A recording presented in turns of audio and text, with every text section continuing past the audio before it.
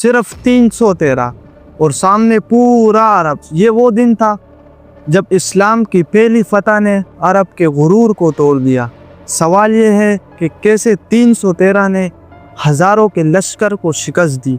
17 रमज़ान मुबारक 2 हिजरी रसूलुल्लाह सल्लल्लाहु अलैहि वसल्लम और सहाबा रज़ी अल्लाह अन्हु मक्का छोड़कर मदीना आ गए।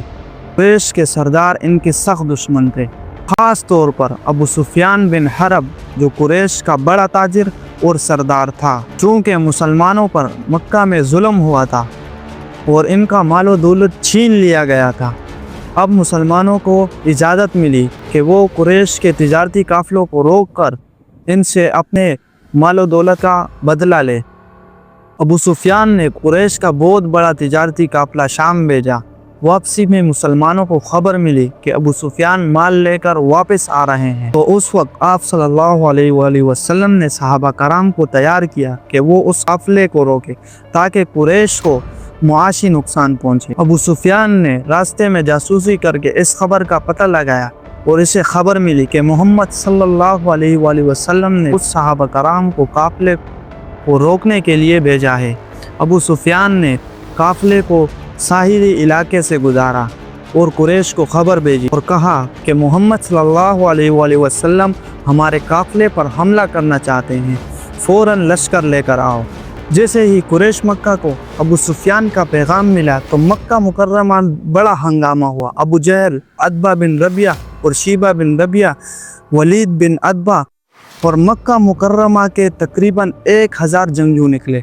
इनका मकसद काफ़िले की हिफाजत और मुसलमानों को सबक सिखाना था। अबू सुफियान का काफ़िला बचकर मक्का पहुंच गया। अबू सुफियान ने पैगाम दिया कि कुरैश मक्का को वापस आ जाना चाहिए क्योंकि काफ़िला महफूज है, और अबू जहल ने गुरूर और तकब्बुर से कहा, नहीं, हम बदर जाएंगे और जश्न मनाएंगे, शराब पिएंगे और गाना बजाएंगे और मुसलमानों को दिखाएंगे कि हम कितने ताकतवर हैं। मदीना में मुसलमानों की तादाद सिर्फ 313 थी।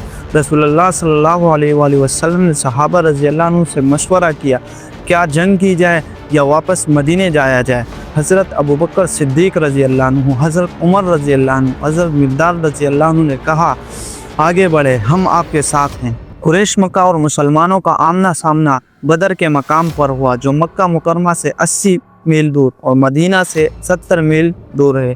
पानी के कुएं वहाँ मौजूद थे।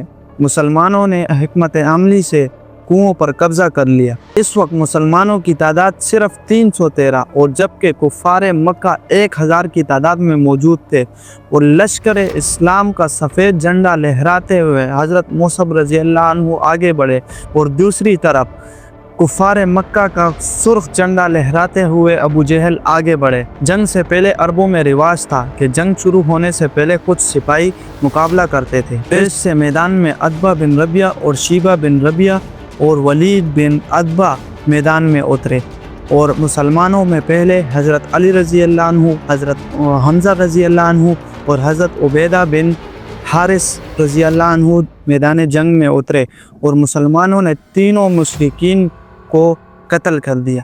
और फिर इसके बाद दोनों तरफ से तीरों की बारिश हुई और तलवारों से भरपूर हमले शुरू हुए। मुसलमान तादाद में कम लेकिन ईमान से मजबूत।